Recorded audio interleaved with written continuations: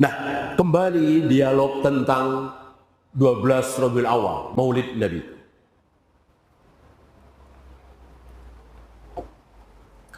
Beliau ngajak dialog murid-muridnya, ya, berselisih manusia kaum muslimin tentang Maulid Nabi. Kita nggak bisa pungkiri, ya, ada yang mengatakan itu sebuah kebaikan, ada yang mengatakan itu sebuah keburukan. Maulid itu bagus, Maulid itu buruk, ya kan? Kita jangan mengingkari perselisihan ini. Mau di Saudi, mau di Mesir, mau di Yaman, mau di Palestina, mau di Malaysia, mau di Indonesia, terutama di Jakarta, di Medan, berselisih kaum muslimin. Maulid Nabi baik, Maulid Nabi tidak baik. Ya. Nah, apa petunjuk dari Al-Quran, petunjuk dari hadis ketika kaum muslimin berselisih? Wa in tanaza'tum, teruskan, farudduhu ila Allah war Rasul. Jika kalian berselisih, maka kembalikan kepada Allah dan Rasulnya. Jangan apa? Jangan kembalikan ke Imam Syafi'i, ke Imam Bukhari, ke Imam Ahmad, ke Syekh Albani, ke Syekh bin Bas, ke si A, ke si B, ke si C. Kembalikan kepada Allah dan Rasulnya. Kembalikan kepada Allah, tentu Al-Quran. Adakah Al-Quran mengajarkan kita memperingati Maulid Nabi? Kalau ada, sami'na wa ata'na. Gitu. Kalau nggak ada, masih ada satu lagi. Nabi kita, Nabi Muhammad Sallallahu Alaihi Wasallam, kita kembalikan kepada beliau. Ya, apakah beliau merayakan? Apakah beliau mengadakan? Apakah beliau mencontohkan? Kalau dijawab, iya, beliau ngadain maulid, beliau merayakan. Tentu pertanyaan berikutnya, mana dalil? Riwayatnya mana? Jangankan perayaan maulid Nabi, 53 jari. Nih, hal yang sangat tersembunyi, 53 jari. Ya. Nabi menunjuk ketika tasyahud itu 53 jari, itu disebut oleh para sahabat. Ya. Bahkan wa yuharrikuha, Nabi menggerak-gerakkannya disebut. Kan kecil sekali. Ya. Bahkan ketika Nabi sujud, telapak kaki kiri beliau dengan kanan beliau direnggangkan apa dirapatkan? Nah, dirapatkan. Ada riwayat. Padahal cuman gara-gara Aisyah malam-malam kehilangan Nabi. Kan Aisyah tidur bersama Nabi. Mungkin jam 3:30 gitu ya. Aisyah terbangun, Nabi nggak ada. Di raba-raba, Rasul mana? Aisyah mengatakan, tanganku, telapak tanganku menempel di kedua telapak kaki Nabi. Nggak mungkin berjauhan. Kalau berjauhan tentu Aisyah mengatakan telapak tanganku menempel di salah satu telapak kaki Nabi. Aisyah mengatakan kedua-duanya, berarti nempel. Lihat, Allah tidak menyembunyikan sunnah Nabi. Walaupun diketemukan oleh seorang wanita di malam hari gelap gulita, Allah tampakkan. Nah, kalau Nabi merayakannya, mengucapkannya, melakukan sesuatu di 12 Rabiul Awal, tentu akan tersebar di Bukhari, Muslim, Abu Dawud, Nasai, Tirmidzi, Ibnu Majah. Ya kan? Mana yang merayakan, yang harus bertanggung jawab menunjukkan dalil. Yang tidak merayakan tentu tidak bertanggung jawab. Ya kan? Jelas. Gitu. Nah, mereka mengatakan memang Nabi tidak pernah merayakan, tapi itu kebaikan. Tapi itu kebaikan. Ya, berarti apa kita katakan? Ada sebuah kebaikan yang tidak dikenal oleh Nabi, tapi dikenal oleh kita. Tega kita mengatakan seperti itu? Nabi tidak tahu sebuah kebaikan, kita yang tahu. Inna lillahi wa inna ilaihi raji'un. Bagaimana ada sebuah kebaikan, Nabi nggak tahu, kita yang tahu. Musibah apa ini? Menghina Nabi Sallallahu Alaihi Wasallam. Ya, kalau mereka mengatakan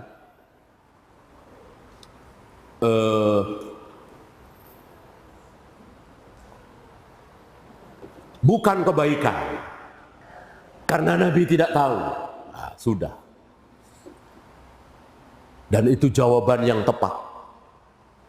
Ya, tidak mungkin ada sebuah kebaikan di dalam Islam ini, di dalam agama ini yang belum pernah dicontohkan oleh Nabi Sallallahu Alaihi Wasallam. Salman, Abu Dzar, Abu Hurairah, Ibnu Umar, dengan redaksi yang berbeda-beda mereka mengatakan Rasul wafat.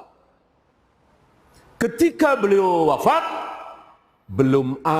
tidak ada satu jalan menuju surga yang belum beliau jelaskan. Tidak ada satu jalan menuju neraka yang belum beliau jelaskan. Jadi Nabi wafat, tugas beliau sudah selesai. Apa yang harus beliau sampaikan sudah disampaikan. Apa yang tidak disampaikan memang itu bukan ajaran Islam. Ya, bukan ajaran Islam. Walaupun jutaan kaum muslimin melakukannya, menganggap bahwa itu ajaran Islam. Kita sedang menyaksikan apa yang disabdakan oleh Nabi Sallallahu Alaihi Wasallam, tampilnya Ar-Ruwaibidah. Maka hati-hati antum. Ya. Tidak boleh antum sembarang mencari ilmu, ya kan? Yang penting ngaji. Namanya ngaji kan pasti baik, ya. Mana mungkin ngaji diajari keburukan? Antum nggak sadar? Ada orang caci maki Abu Bakar, menjelek-jelekkan Umar, mengatakan Aisyah itu wanita lacur.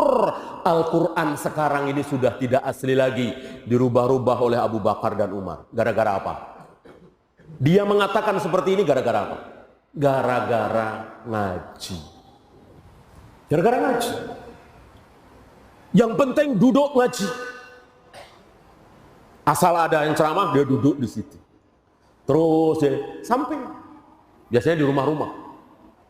Ya, mudah-mudahan tidak sampai di sini. Ya, di Bintaro, di BSD, di Kuningan. Ya, itu mereka. Dan di Jalan Mampang Perapatan dekat Republika, antum tahu barangkali ya. Itu pusatnya di situ. Diajak anak-anak muda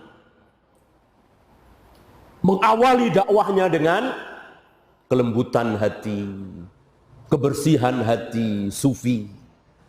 Akhirnya menjelek-jelekkan Abu Bakar, menjelek-jelekkan Umar.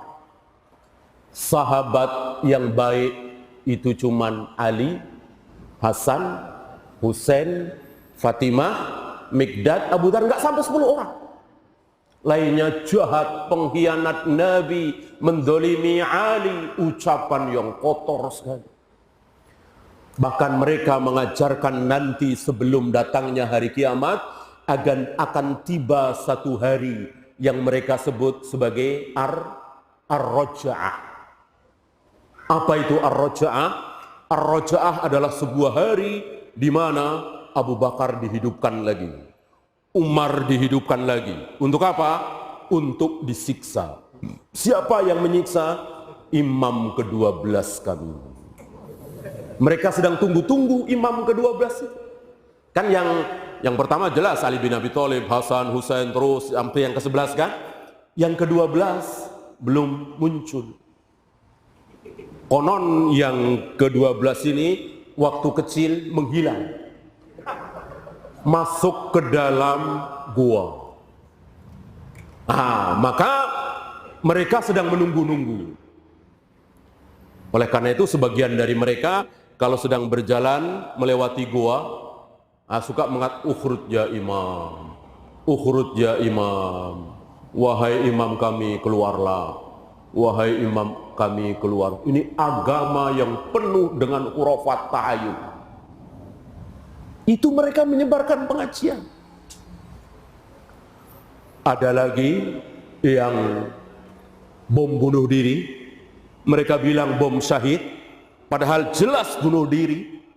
Jangan samakan dengan sahabat yang meloncati gerbang dalam perang Khaybar lalu dibunuh, tapi nggak apa-apa, sudah berhasil membukakan gerbang itu.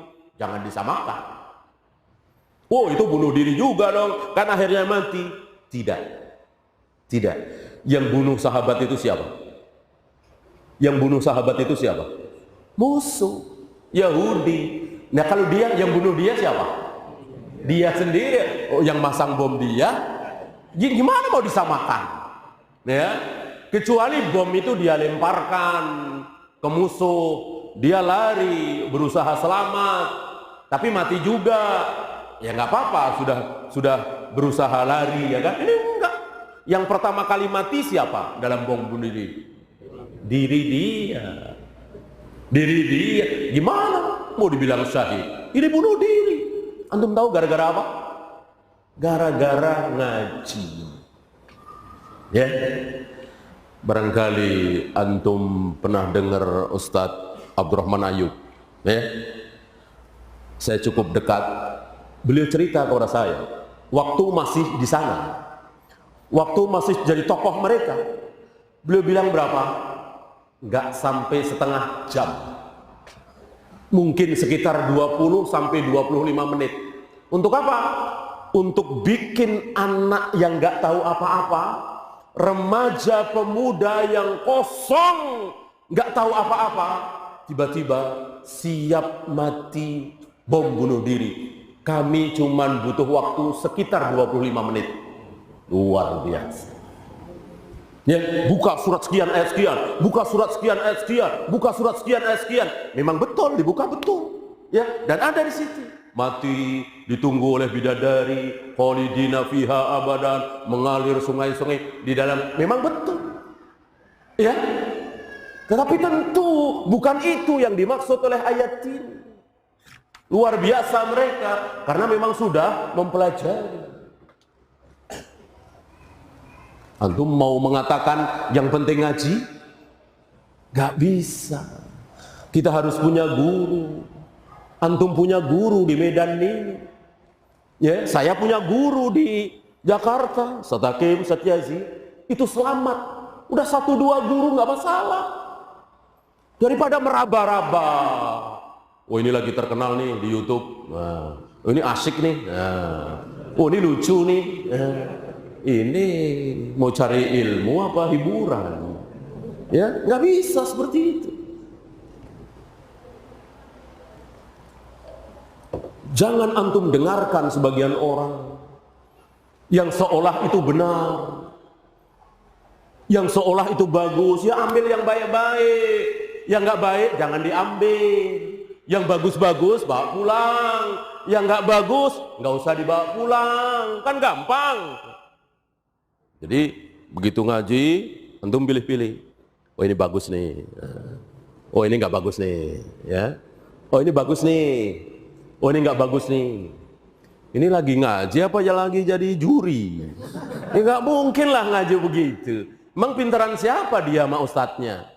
Nggak bisa seperti itu. Ya, nggak bisa. Kalau dia gurunya, iya. Murid ngomong, dites sama gurunya, ini benar, ini salah, ini hak, ini batil. Gurunya. Tentu ustadz lebih pintar dari kita semua, kan dia yang ngajarin, dia yang ngomong. Nggak bisa seperti itu. Maka hati-hati. Kenapa? Sekarang zaman yang sudah disabdakan oleh Nabi sallallahu alaihi wasallam, yaitu Ar-Ruwaibidah. Ya, dan kita saksikan Ar-Ruwaibidah itu dengan mata kita, terutama yang faham sunnah. Yang orang awam tentu tidak tahu. Sama dengan Dajjal yang mengatakan anta Dajjal, anta kadzab, engkau Dajjal, engkau pendusta. Siapa yang berani ngomong begitu? Siapa? Masih ingat? Anak muda Arab yang bacaannya Sahih Bukhari, Sahih Muslim, Sunan Abu Daud, Nasai, Tirmidzi, berilmu dia. Begitu melihat Dajjal, anta Dajjal, anta kadzab, engkau Dajjal, engkau pendusta. Padahal yang lain bukan mengeluh-elukan lagi, bukan mengkultuskan lagi, tapi menyembah Dajjal kan? Disembah Dajjal itu. Gimana nggak disembah? Melewati bumi yang gersang, tanah yang tandus, dengan sekali teriakan ukhruj min kunuzik, keluarkan perbendaharaanmu. Tiba-tiba bumi yang gersang itu langsung hijau, subur, penuh dengan tanaman, pepohonan. Siapa yang tidak terkecoh? Sebaliknya, ketika Dajjal marah dengan penduduk itu, yang tadinya tanah itu, daerah itu subur, makmur, dengan satu teriakan Dajjal, amsik min kunuzik, tahanlah perbendaharaanmu, tiba-tiba menjadi kering, tandus. Siapa yang tidak terkecoh? Ada anak muda maju mundur. Anak muda maju mundur, mungkin fitrahnya masih ada, ya. Ini kan kelihatan, mosok Tuhan kelihatan, maju mundur.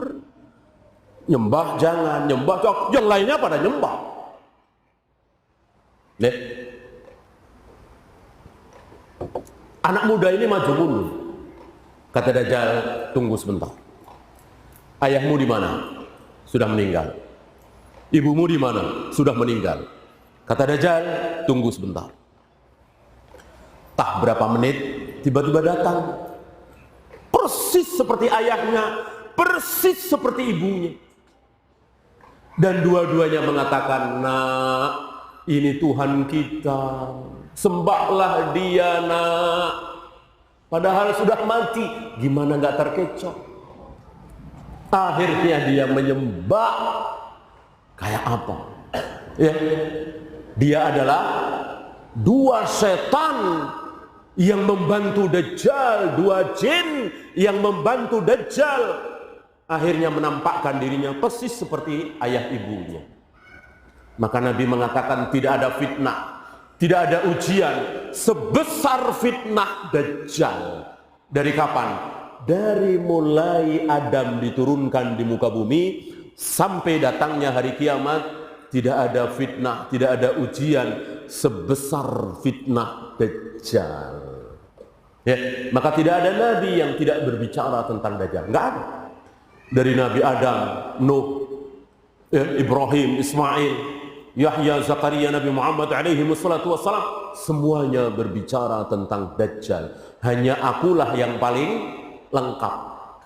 Nabi Muhammad sallallahu alaihi wasallam berbicara tentang Dajjal yang paling lengkap.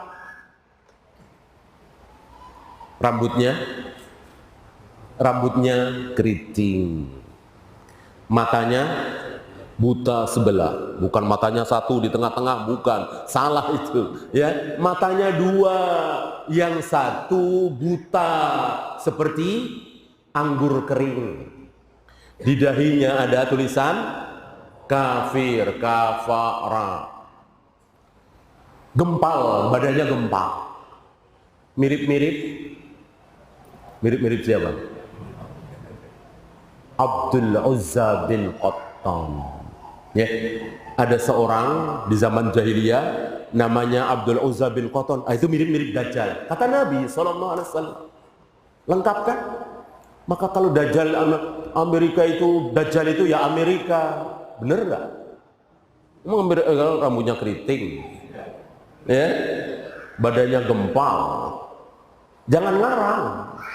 Ikuti sabda Nabi SAW. Dajjal adalah Dajjal, bukan Amerika. Amerika nggak ada apa-apanya dibanding Dajjal.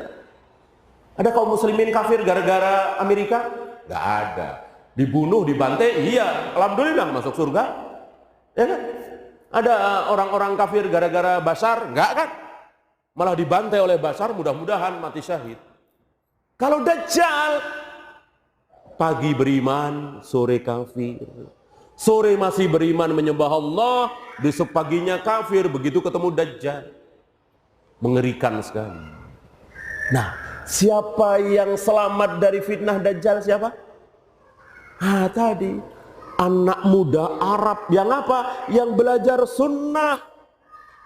Maka yang akan selamat dari para Ar-Ruwaibidah itu adalah yang belajar sunnah. Contoh besarnya anak muda ini. Dia bacaannya Sahih Bukhari, Sahih Muslim, makanya tahu Dajjal itu begini-begini ada di mana? Ada di Sahih Bukhari, ada di Sahih Muslim. Ya, yang nggak baca Sahih Bukhari, Muslim, Abu Daud, Nasai, Tirmidzi, bacanya Quran, dengar beritanya CNN, ya, nggak ada tentang Dajjal.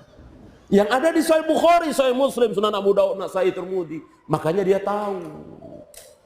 Maka yang lain menyembah Dajjal, dia lantang mengatakan anta Dajjal, anta kadzdzab. Ya. Oh, marah Dajjal. Marah. Baru ada ini yang berani.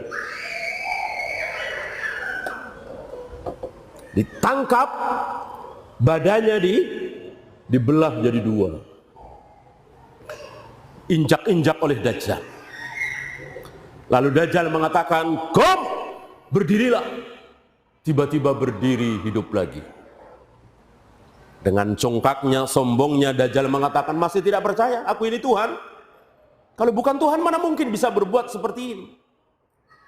Anak muda ini mengatakan, tadi, sebelum engkau perlakukan ini kepadaku, aku yakin betul bahwa engkau Dajjal. Sekarang aku lebih yakin bahwa engkau betul-betul Dajjal. Aku nggak sangka pemuda yang disabdakan oleh Nabi, tentu ada di Sahih Bukhari, Sahih Muslim kan? Aku nggak sangka pemuda yang disabdakan oleh Rasulullah itu ternyata aku. Baru tahu dia. Ya, luar biasa nikmatnya orang berilmu, ya kan? Aku baru tahu ternyata yang disabdakan oleh Nabi aku sendiri. Maka dengan mantap dia mengatakan, "Wahai Dajjal, setelah ini engkau tidak akan bisa berbuat ini lagi. Kepada siapapun engkau tidak bisa membunuh orang lagi, tidak bisa menghidupkan orang lagi." Nggak bisa. Kenapa anak muda ini mengatakan seperti itu? Menirukan sabda Nabi. Kan ini kan sabda Nabi. Dari awal sampai akhir ini kan sabda Nabi. Kita tahu dari sabda Nabi SAW dan sampai kepada anak muda ini. Dajjal nggak tahu. Dajjal kan nggak kenal sunnah Nabi. Dajjal nggak baca Sahih Bukhari, Sahih Muslim, nggak tahu. Yang tahu anak muda ini. Entah siapa namanya ya, anak muda ini. Maka Dajjal ambil dan mau bunuh. Tiba-tiba Allah rubah badan anak muda ini seperti besi baja. Tidak bisa diapa-apakan oleh Dajjal. Lihat, pelajaran besar sekali. Bahwa untuk selamat dari Ar-Ruwaibidah, untuk selamat dari kesesatan-kesesatan itu, jawabnya adalah sunnah Nabi Sallallahu Alaihi Wasallam. Kembali kepada sabda-sabda Nabi, kembali kepada perbuatan Nabi, kembali kepada ajaran Islam yang benar. Ajaran Islam yang benar yang mana? Yang pernah dipraktekkan oleh Nabi Sallallahu Alaihi Wasallam. Ya, ini Ar-Ruwaibidah. Banyak tentunya. Saya kira saya pilih ini sebagai yang terbesar hari ini. Yang lain banyak. Saya kira antum tahu. Wanita berpakaian tapi telanjang, berjalan melenggak-lenggok, ya, rambutnya, kepalanya seperti punuk unta. Kan 1400 tahun yang lalu Nabi bersabda kan? Kapan adanya? 400 tahun yang lalu saya kira belum ada. 300 tahun yang lalu belum ada. Sekarang ini mungkin puluhan tahun terakhir sampai hari ini. Ya. Jalannya betul-betul melenggak-lenggok, dibikin-bikin. Kalau mereka jalan dari dapur ke kamar, dari kamar ke ruang tamu di rumahnya, nggak kayak gitu jalannya. Nggak kayak gitu. Begitu di panggung itu, dibikin-bikin. Persis sabda Nabi. Dan berpakaian kan? Nggak telanjang bulat kan, berpakaian. Tapi telanjang. Lehernya kelihatan, setengah dadanya kelihatan, betisnya, kadang pahanya kelihatan. Nih, Shadaqa Rasulullah sallallahu alaihi wasallam. Dan Nabi mengatakan hari ini belum ada, kan ada dua itu, ya. Yang satu tidak kita bahas. Saya kira yang satu mungkin belum muncul atau tidak kita saksikan, ya. Seorang pemimpin yang punggungnya, yang pecutnya, cambuknya tidak pernah lepas dari punggungnya. Saya kira sebagian pemimpin ada yang seperti itu.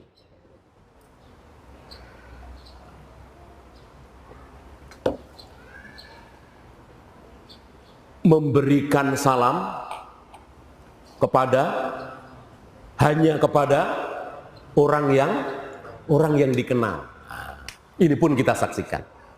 Zaman Nabi nggak ada Rasul, sahabat. Abu Hurairah hanya memberikan salam kepada Abu Bakar, Umar, Utsman, Ali. Kalau ada orang baru nggak dikenal nggak kasih salam. Ada begitu? Nggak ada.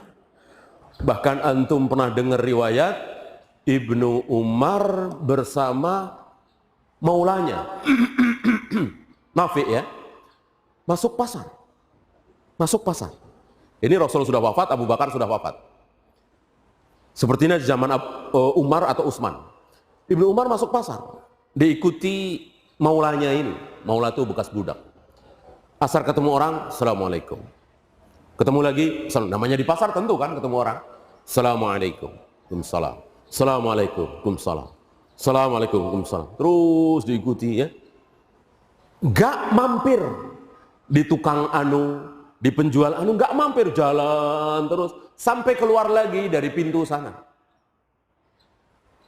Maulanya bertanya, apa yang Anda mau beli? Tidak ada satupun barang yang engkau tawar. Bahkan berhenti saja tidak. Ngapain masuk pasar? Pertanyaan yang wajar kan? Ngapain? Ya, nggak berhenti sama sekali di tukang dagang. Nggak ada niat mau beli apa-apa. Tapi masuk pasar dan keluar lagi. Dan setiap kali ketemu orang, salam. Apa jawab Ibnu Umar? Aku sengaja masuk pasar untuk menghidupkan sunnah Nabi. Apa? Menyebarkan salam. Kepada siapa? Kepada siapapun kaum muslimin, yang kenal ataupun yang tidak kenal. Kan mustahil sepasar Ibnu Umar kenal semua. Orang mungkin kenal Ibnu Umar, kan Ibnu Umar nggak kenal, tidak semuanya dikenal. Dan itu jelas sabda Nabi, ila man arafta wa man lam ta'rif. Kepada orang yang engkau kenal dan kepada orang yang tidak engkau kenal, berikanlah salam. Nah, kita tidak pilih-pilih hari ini. Kalau nggak kenal, nggak kasih salam, itu apa? Berpapasan itu. Berpapasan di depan masjid, di lift, ya, nggak ada salam. Kalau kenal, kadang jauh, Assalamualaikum. Nah, kalau jauh, kalau kenal, walaupun jauh, Assalamualaikum. Oh, siapa tuh? Oh, Waalaikumsalam. Oh, si Anu, Waalaikumsalam. Ya.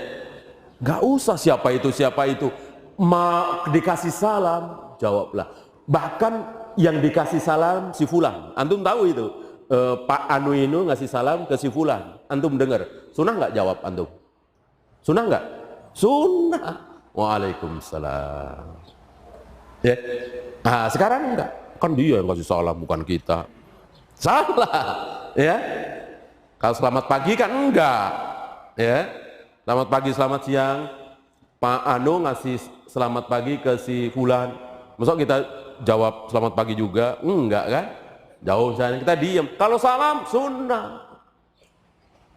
Gitu. Ya.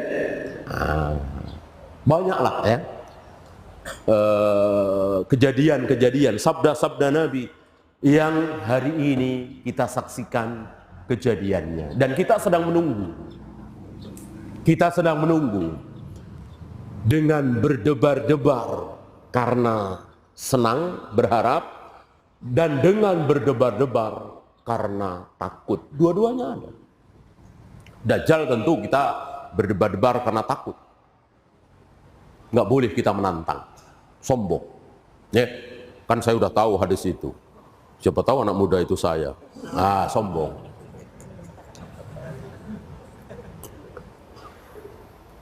Nggak boleh.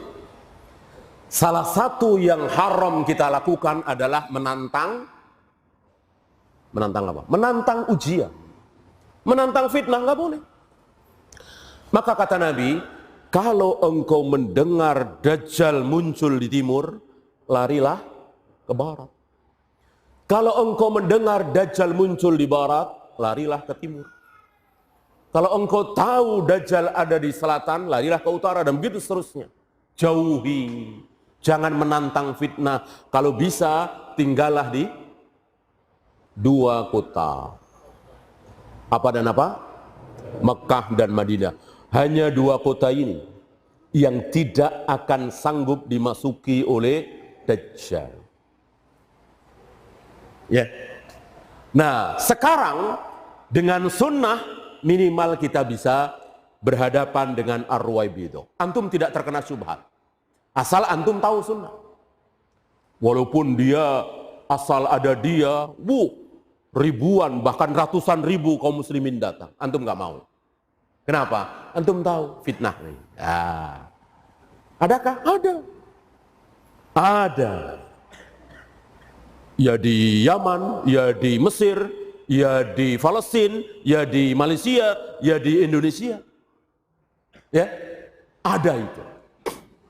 Asal dia datang di satu masjid, satu tempat, ribuan kaum muslimin datang. Antum nggak mau datang. Kenapa? Ini bahaya. Ini syubhat. Bagus. Persis nasihat Imam Ahmad kepada para murid-muridnya saat tampilnya Haris Al-Mahasibi. Barangkali antum pernah dengar siapa Haris Al-Mahasibi. Itu kalau berbicara luar biasa. Kalau berbicara tentang surga, berbicara tentang neraka, berbicara tentang kelembutan hati, berbicara tentang halal haram, memukau. Orator, fasih lidahnya. Dalil tentu ada. Qala Allah, qala Rasul ada.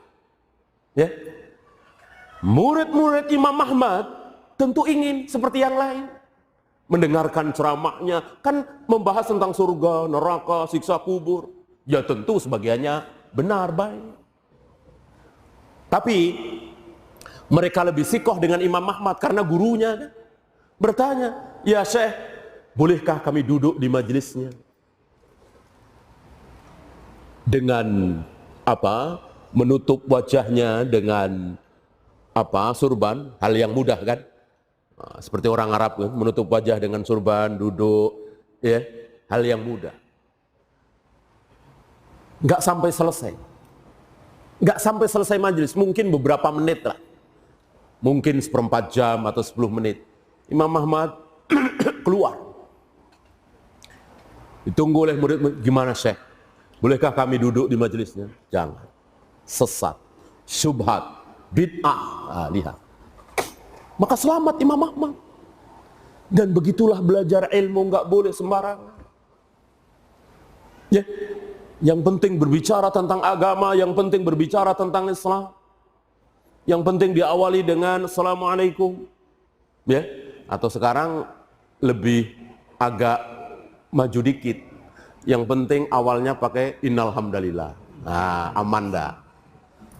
Ustadznya berjenggot, celananya cingkrang. Nah, aman dah. Bentar-bentar ngomong bid'ah, bentar-bentar ngomong bid'ah. Aman dah. Betul? Tidak. Untuk sekarang tidak. Barangkali 30 tahun yang lalu, 20 tahun yang lalu, barangkali ya, di negeri kita ini. Sekarang sudah tidak lagi. Innalhamdalillah, cingkrang, jenggot, berbicara maulid bid'ah, tahlilan bid'ah, tapi ujung-ujungnya mencaci maki penguasa, menjelek-jelekkan sesama muslim, mengkafirkan sesama muslim yang berdosa besar. Berzina kafir, minum khamar kafir, motong jenggot kafir, nggak pakai jilbab kafir, keluar dari mulutnya. Pemerintah kita ini kafir jelas, negara kita ini negara kafir. Ya, mengawali ceramahnya dengan innal hamdalillah. Salah satu kitabnya sifat salat Nabi, Kitabut Tauhid. Ya. Khawarid yang dibasmi, yang dibantai oleh siapa tadi? Ali bin Abi Thalib. Sampai hari ini ada. Maka hati-hati. Apa yang disabdakan oleh Nabi betul-betul sedang kita saksikan. Ya. Mungkin tidak banyak yang bisa saya sampaikan untuk persiapan nanti malam ya. Katanya perjalanan lumayan jauh, 3 jam. Sebelum ditutup, barangkali